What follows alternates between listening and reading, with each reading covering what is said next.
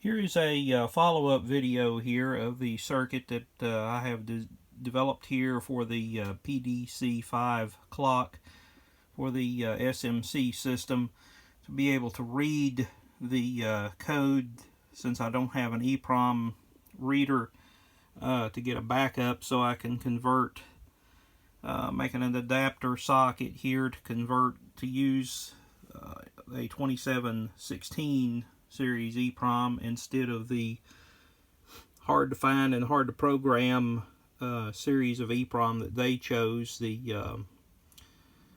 5204 series there, or the 4204, and the data sheet here. And looking at the ribbon cable here is just designed to plug into the socket on the clock itself. And these two sockets here, this is the 2716 and the 5204 ribbon cable goes here, that goes to the original socket at this point on the PDC-5 clock, that will allow you to use the 2716.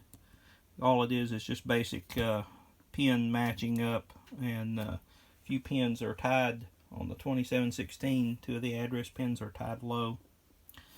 This circuit here allows you to put the original 5204 in this position, and this resets the counters.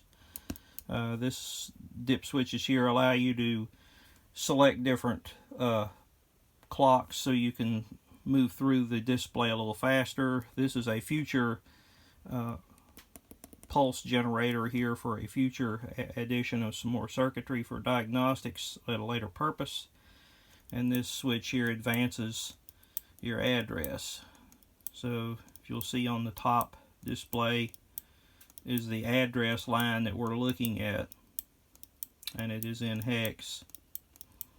So every time we press the button here, we just advance the address. And we're looking on the bottom display, we're looking at the data at that particular field. So kind of neat to have a reader, and this reader can be expanded and be used kind of a universal type EPROM reader. But I do have EPROM readers and writers that will write the other series of EPROMs. So basically all I needed here was some device to be able to read this series of 5204 EPROM that they chose to use here, that's used widely throughout the SMC systems. Some of them are using a 2708 series EPROM, which I do have a reader and writer for it, so I do have the software backed up there. But this allows me now to read the data, and this is the reset. So this allows you to read the actual data that is in the EPROM itself inside the clock assembly.